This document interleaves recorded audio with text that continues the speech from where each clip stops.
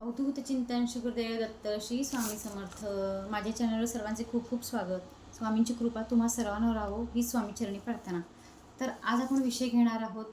आज आपण ज्या विषयासाठी व्हिडिओ करत आहोत तो विषय म्हणजे आषाढ महिना विशेष. म्हणजे आषाढ महिना आता संपत आलेला आहे, त्यामुळे तो महिना संपायच्या आत तुम्हाला आपल्या कुलदेवतेला ओटी कशी भरायची किंवा कुलदेवतेला प्रार्थना कशी करायची, कोणत्या देवांना नारळ वाढवायचा आहे किंवा कोणत्या देवांना नारळ अर्पण करायचा आहे, आज आपण ह्या विषयावर थोडक्यात आणि सोप्या भाषेत आपण व्हिडिओ बनवणार आहोत.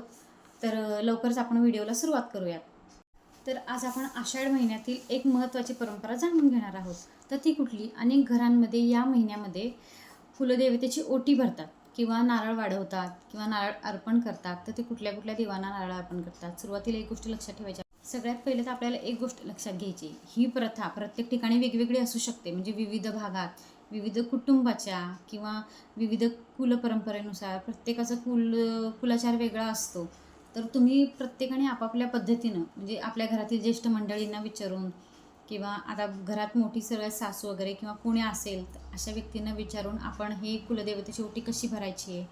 प्रत्येकाच्या पद्धती वेगवेगळ्या असतात. तर तुम्ही पण ती मला पद्धती सांगू शकता आणि मी आज माझ्या पद्धतीनं माहिती देण्याचा प्रयत्न करणार आहे. साध्या भाषेत आपण, सोप्या भाषेत आपण ती माहिती घेऊयात. तर सगळ्यात पहिले म्हणजे कुलदेवतेची ओटी का भरायची असते. तर आता ही ओटी भरण्याची पद्धत जी आहे ती प्रत्येक कुलपरंपरेनुसार वेगवेगळी असू शकते. तर प्रत्येकाने आपली चालत आलेली पद्धत पिढ्यानुपिढ्या तीच आपण पुढे न्यायची आहे, की म्हणजे आपण दुसऱ्या कोणाचं ऐकून ती पद्धत बदलायची नाही आहे. त्यामुळे आपल्याला जी आहे तीच पद्धत आपल्याला पुढे न्यायची आहे. तर आता ही परंपरा म्हणजे कुलदेवतेची ओटी का भरतात, कशासाठी भरतात. हिंदू परंपरेनुसार कुलदेवी ही आपल्या घराण्याची आराध्य दैवत असते. पूर्ण घराण्याची आराध्य दैवत असल्यामुळे तिच्या कृपेने आपल्या घरात सुख, शांती, आरोग्य, संरक्षण आपल्याला लाभणार आहे. त्यामुळे आपल्याला ही ओटी भरायची असते. म्हणजे ही आषाढ महिन्यात भरतात ती ओटी, ह्याच्यासाठी आपल्याला भरायची आहे. आता ही ओटी आपल्याला भक्तिभावनेने भरायची आहे.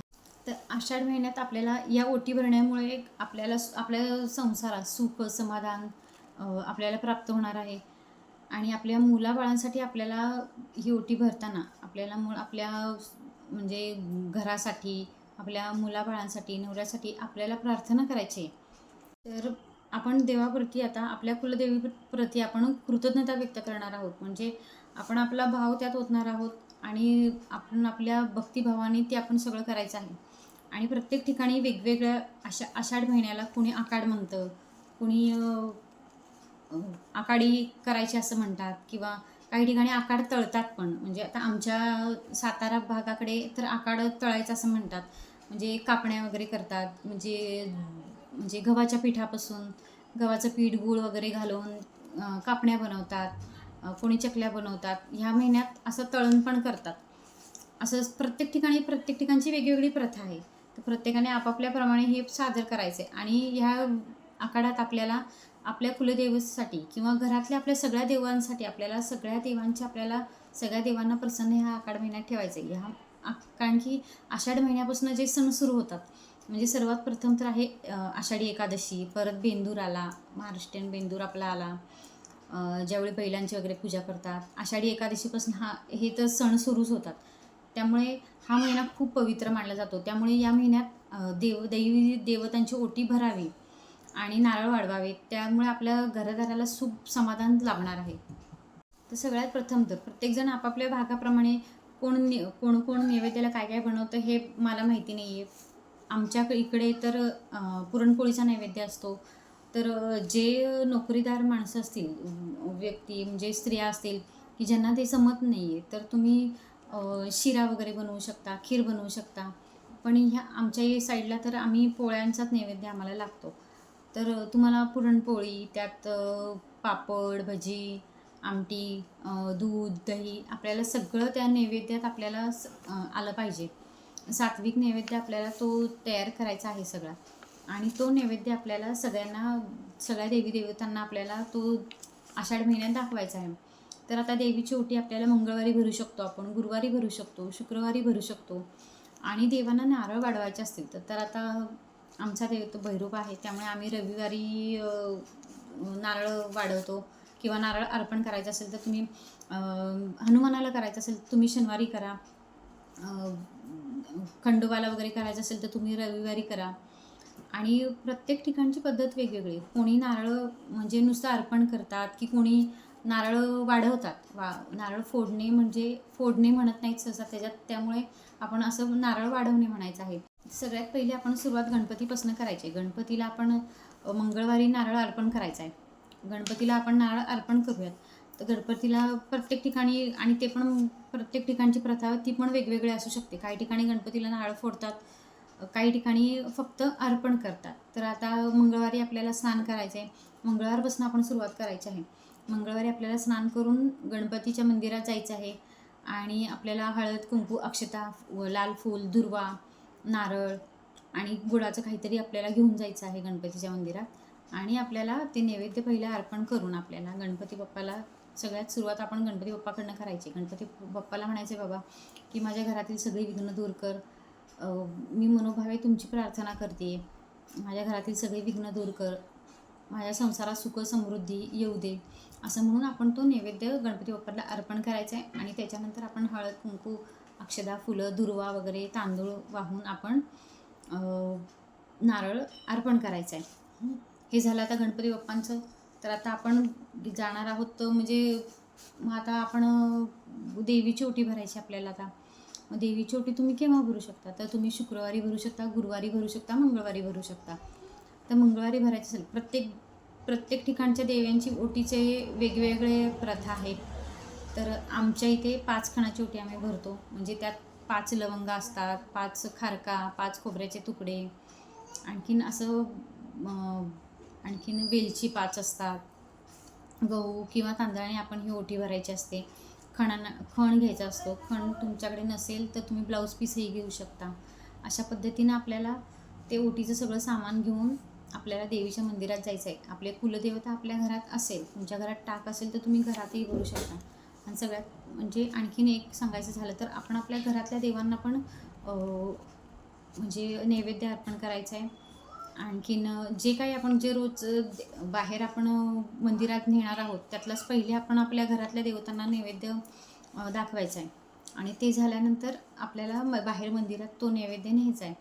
तर आपण आपल्या याचबरोबर आपल्याला शिवलिंग आपल्या शिवमंदिरात पण ह्यावेळी जायचं आहे. आषाढ महिन्यात आपल्याला आषाढ महिन्यात संपायच्या आत आपल्याला शिवलिंगावर पण अभिषेक करायचा आहे. शिवलिंगावर अभिषेक करताना तुम्हाला दूध, पाणी, बेलपत्र घेऊन जायचं आहे, तांदूळ घेऊन जायचं आहे. पाणी, दूध, पाणी, बेलपत्र वाहिल्यानंतर आपल्याला तांदूळही महादेवाच्या पिंडीवर व्हायचे आहेत. आणि ओम नमः शिवाय असे मंत्राचा उच्चार करायचा आहे. आणि मग महादेवाला पण आपण आपलं साकडं घालायचं आहे, की बाबा माझ्या घरात सुखशांती नांदू दे, तुमच्या घराची भरभराट होऊ दे. असं आपण महादेवांना पण आपण विनवणी करायची आहे. आणि आपण ते जल आणि दूध अर्पण करून बेलपत्र व्हायचं आहे. पूजा करताना, आपल्या नैवेद्य अर्पण करताना किंवा पूजा करताना तुम्ही मोठा असा नैवेद्य केला नाही ते चालेल. तुम्ही फक्त गोडाचा शिरा करा किंवा साखरेचा नैवेद्य दाखवा. आता बऱ्याचशा मंदिरांमध्ये नैवेद्य ठेवून देत नाहीत. आता आम्हीच गेलेलो घेऊन, तर आम्हाला कुणी नैवेद्य ठेवून नाही दिलं. मग आम्ही तिथे बाहेर गरीब बायका बसलेल्या होत्या, त्यांना तो नैवेद्य दिला खाण्यासाठी. तर म्हणजे नैवेद्य वाया घालवायचा नाही आपल्याला. जर ते मंदिरात ठेवून देत नसतील तर आपण लगेच त्याचं तिथे कोण बसलेलं असेल गरीब गरजू किंवा त्यांना आपण तो द्यायचा आहे खायला. कारण की आपण खाण्याजोग्याची वस्तू देवाला अर्पण करत असतो. घरातील आपण पूजेत महागड्या वस्तू वगैरे आपल्याला असला काही समावेश नसतो. त्यामुळे भक्तिभावाने आपल्याला कुलदेवतेची ओटी भरायची आहे. ओटी भरताना पण आपल्याला कुलदेवीला आपल्याला साष्टांग दंडवत घालायचं आहे. आणि स्वच्छ मनाने आपल्याला कुलदेवतेची ओटी भरायची आणि मनापासून आपल्याला प्रार्थना करायची कुलदेवीला, की आमचा संसार सुखात चालू दे असं. आणखीन घरात मुलाबाळांवर आपल्या व्यवस्थित लक्ष राहू दे देवीचं. असं सगळं सर्वश्रेष्ठ अर्पण करून आपण आपल्याला कुलदेवीला आपण साकडं घालायचं आहे. आणि आषाढ महिन्याला आपल्या भारतीय ह्याच्यात खूप महत्त्व दिलेलं आहे. आषाढ महिन्यापासून एक तर सण सुरू होतात. आषाढ महिन्यात सगळीकडे हिरवळ असते, सगळीकडे छान वातावरण असतं, सगळीकडे हिरवंगार झालेलं असतं, सगळीकडे मस्त छान असं प्रसन्न असं वातावरण असतं. अशा वातावरणात, प्रसन्न वातावरणात आपण आपल्या देवी देवतांना सगळं अर्पण करून व्यवस्थित आपण सगळी मनोभावे पूजा करायची आहे. आणि या महिन्यापासून सण सुरू होतात, म्हणजे आषाढी एकादशी सुरू होतो. मेन म्हणजे ह्याच्यात चातुर्मास सुरू असतो. चातुर्मासात म्हणजे आपण ही सेवा चातुर्मासात आपल्याकडनं ही सेवा घडत असते. त्याच्यानंतर आपली गुरुपौर्णिमा असते या महिन्यात. सगळे छान म्हणजे इथपासून सणांची सुरुवात झालेली असते. तर अशा पद्धतीने आपण आषाढ महिन्याबद्दल थोडक्यात माहिती घेतलेली आहे. जास्त अवघड नाही आहे, सोप्या शब्दात मी सगळं सांगितलेलं आहे की असं भरपूर साहित्य आपल्याला वापरायचं नाही कुठल्याही गोष्टीला. ओटीला वगैरे आपण आपल्या घरातल्या साहित्यातून आपल्या कुलदेवतेची आपण ओटी भरायची आहे. पण आपण ह्या महिन्यात ओटी भरली की आपल्या घरात सुखशांती म्हणजे येते, घरात आनंदाचं वातावरण निर्माण होतं. आणि आषाढी एकादशीपासून एकतर चातुर्मास सुरू होतो. तर तेव्हा भगवान विष्णू जे आहेत ते निद्रावस्थेत असतात. त्यामुळे हे 4 महिने आपले खूप पवित्र असतात. ह्या निद्रावस्थेत आपण भक्तिभावाने उपवास करायचे आहेत, नामस्मरण करायचे आहेत, हरिपाठ भजनं वगैरे भरपूर ह्या महिन्यात खूप असं म्हणजे वातावरण दैवी देवतांना प्रसन्न करण्यासाठी हे वातावरण खूप छान असतं. त्यामुळे आपण हे चातुर्मासात अगदी सात्विक आहार ठेवायचा आहे. आता तर श्रावण महिनाच लागणार आहे, त्याच्यामुळे काही हेच नाही आहे, प्रॉब्लेमच नाही आहे. पण आपण सगळं व्यवस्थित सात्विक आहार, शांत मन, कुणाबद्दल आपल्याला वाईट विचार करायचा नाही, कुणाबद्दल वाईट बोलायचं नाही आहे. आणि अशा पद्धतीनं आपल्याला आषाढ महिन्याचं आता संपतच आलेलं आहे. लवकरात लवकर आपल्याला देवींची ओट्या भरायच्या आहेत, सगळ्या देवी देवतांना नारळ चढवायचे आहेत, वाढवायचे आहेत किंवा अर्पण करायचे आहेत. तर तुम्ही हे केलं नसेल लवकर, तर आषाढ महिन्यात संपायच्या आत लवकरात लवकर आता सगळं हे करा.